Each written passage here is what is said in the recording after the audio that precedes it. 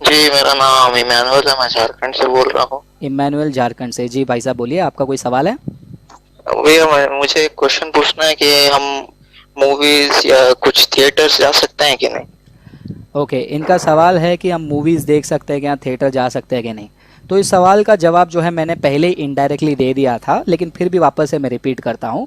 जो मैंने आपको पहला पत्रस के किताब से दिया था उसी से जुड़ा हुआ जो है मैं जवाब यहाँ पर दे रहा हूँ। इसके लिए आप जा सकते हैं रोमियो के किताब में 12वां अध्याय में। रोमियो की किताब 12वां अध्याय वचन 1 और 2। उसमें क्या लिखा है कि तुम संसार के सदृश मत बनो, तुम संसार के जैसे मत बनो।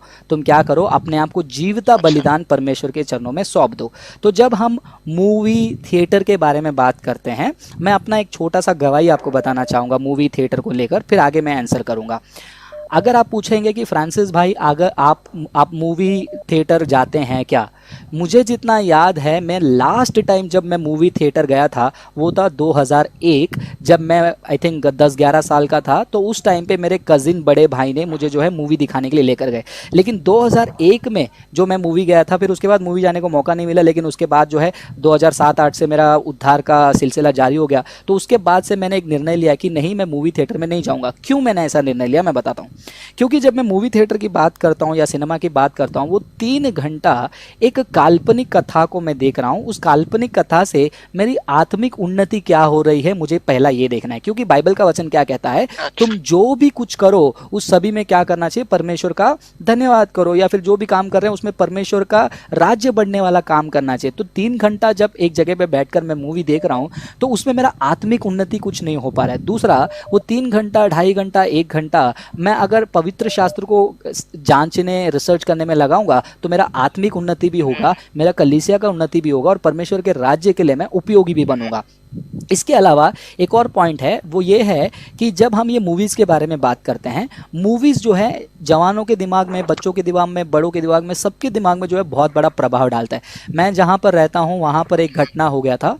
एक नहीं, ऐसे बहुत सारे घटनाएं, एक घटना मुझे याद आ गया तो मैं बता देता हूँ। जब अरिजीत सिंह का ये गाना बहुत फेमस हो गया था, सुन रहा है ना तू, तो वो गाना जो इतना कुछ लोगों को अफेक्ट कर दिया दिमाग में कि यहाँ पर एक लड़का था, उसका लव फेलियर हो गया और वो भाई साहब वो गाने को बार बार सुनकर उसने आत्महत्या कर लिया, सुसाइड कर लिया। तो ये मूवीज़ जो है आपको एक फैंटेसी वर्ल्ड में लेकर जाती है। मूवी क्या है, प्यार को भी जो है, जो लड़का लड़की प्यार करते हैं उस प्यार को भी जो है रियलिटी के रूप में प्रस्तुत नहीं करती है, बल्कि एक बहुत ही डेकोरेटेड वे में, बहुत ही फैंटेसाइज करके उसको प्रस्तुत करते हैं। इसीलिए मूवी को देखकर बहुत सारे जवानों के अंदर प्यार करने की इच्छा हो जाती है, लड़की को देखने, लड़की को छेड़ने। और इतना ही नहीं, वो मूवी में जो विलन काम करते हैं ना, वो विलन को देखकर भी लोग जो है विलन से भी प्रेरित होते हैं। कितने बार हमने ऐसे घटनाओं को सुना है कि वो गब्बर सिंह को देखकर प्रेरित हुआ और उसने आतंक का काम शुरू कर दिया। मुझे एक वीडियो याद है, वो वीडियो में पुलिस ने उस आदमी को पकड़ के रखा है, वो बोल रहे कि मैं जेल से भागूंगा और मैं मर्डर करूंगा। तो पुलिस वाला उसको पूछ रहे क्यों,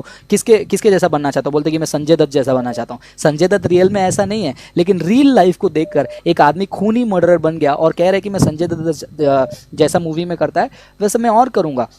तो एक हमने आत्मिक चीज़ की बात की, फिर हम दूसरा बात कर रहे हैं कि ये मूवी सॉन्ग किस प्रकार हमारे मानसिक स्थिति को बिगाड़ती है। और इतना ही नहीं, मूवी जो है इंसान के अंदर सेक्सुअलिटी का भी जो है क्यूरियोसिटी जो है बहुत बढ़ा देती है। किस प्रकार एक लड़का लड़की देखने के लिए तरस जाते हैं। तो जब एक जवान बड़ा होता है उसके हार्मोन्स जो हैं उसको बहुत अच्छे से रिस्पॉन्ड करती है। शैतान यही चाहता है, शैतान वही चीज़ करवाना चाहता है जो हमारे हार्मोन्स जो है हमारे खिलाफ जो काम करें, और हम उसको रोक भी नहीं पाते कई बार।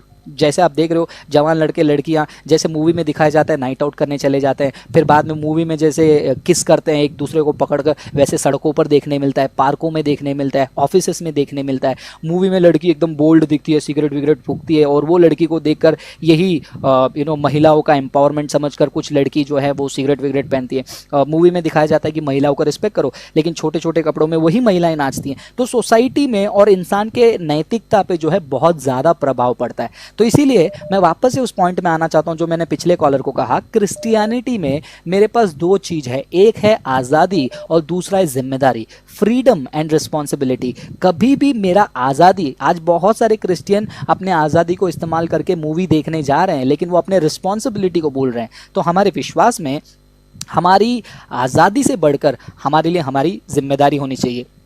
Responsibility should be bigger than our freedom. So I have a freedom to go and watch movie, लेकिन मैंने आज तक ऐसा कभी किया ही नहीं थिएटर में जाने के लिए. क्यों नहीं गया? क्योंकि मुझे पता है वो मुझे अफेक्ट करेगी. कुछ लोग बोलेंगे कि नहीं नहीं, अच्छा एक्शन मूवी आ रहा है, कार्टून मूवी आ रहा है, या फिर कुछ देशभक्ति वाला मूवी आ रहा है, फैमिली वाला मूवी आ रहा है, तो क्या हम वो भी नहीं देख सकते हैं? मैं वापस से यही सवाल पूछूंगा, क्या उस चीज़ से हमारी आत्मिक उन्नति होती है? उस चीज़ से परमेश्वर की महिमा होती है? क्या वो समय, वो पैसे को मैं और अच्छे तरीके से इस्तेमाल कर सकता हूँ? उसका कोई भी असर मेरे दिमाग में पड़े या ना पड़े, लेकिन क्या वो मेरे रिस्पॉन्सिबिलिटी को साथ दे रही है, या फिर मेरे फ्रीडम को मैं खाली एक्सप्लॉइट कर रहा हूँ एज अ क्रिश्चियन के रूप में? और इससे भी बढ़कर सबसे बड़ी बात, प्रेरित पॉल ने जवान तिमोथी को लेटर में लिखा कि तिमोथी, तेरे जवानी को कोई तुच्छ ना समझे, इसलिए तू क्या कर, बात करने में, बोलने में, देखने में, चाल चलन में, सब में क्या कर, तू क्या कर, गवाही बन. अगर सोचो, मैं आज इतने हजारों लोग मुझे देख रहे हैं, अगर मैं बोलूं कि यार मैं वो मूवी देखा, मुझे बड़ा पसंद आया, तो यहाँ पर आधे लोग बोलेंगे कि फ्रांसिस मूवी देख रहा है, ये गलत काम कर रहा है. लेकिन बहुत सारे लोग जो मेरे से इंस्पायर हो रहे हैं, वो भी बोलेंगे अरे फ्रांसिस ही देख रहा है तो हम क्यों नहीं देख सकते? फ्रांसिस को तो बाइबल का नॉलेज कितना है, तो उसके नॉलेज के हिसाब से उसको सही लगता है, तो मतलब सही होगा. तो मैं किसी का ठोकर का कारण भी जो है बन सकता हूँ. और वैसे ही मूवी सॉन्ग्स भी, मैं बता रहा हूँ, उसका इम्पैक्ट हमारे ऊपर जो बहुत पड़ता है. तो इसीलिए हमको जानना ज़रूरी है. परमेश्वर का वचन कहता है कि हम परमेश्वर के चुने हुए जाति हैं, हमारा शरीर परमेश्वर का भवन है.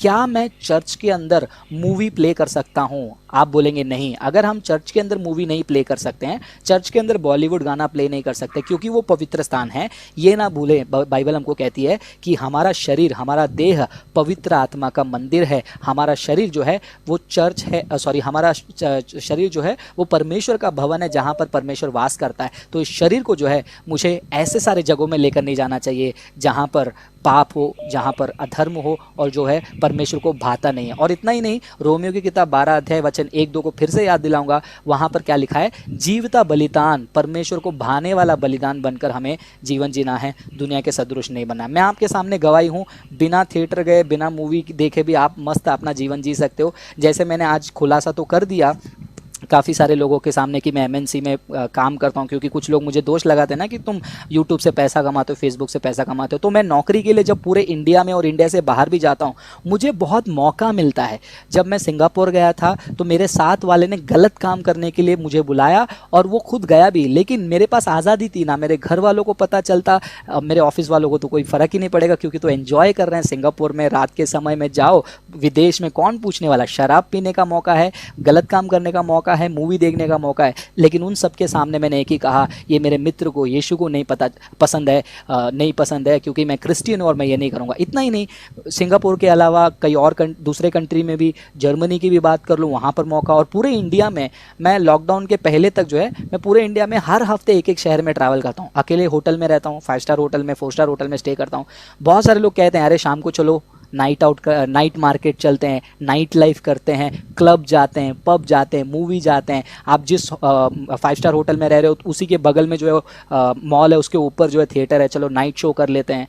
तो ये सारी चीज़ें करने के लिए मेरे पास आज़ादी है, कोई देखता भी नहीं. लेकिन क्या वो चीज़ें करने से मेरी आत्मा की उन्नति होगी या फिर मेरा आत्मा बिगड़ेगा?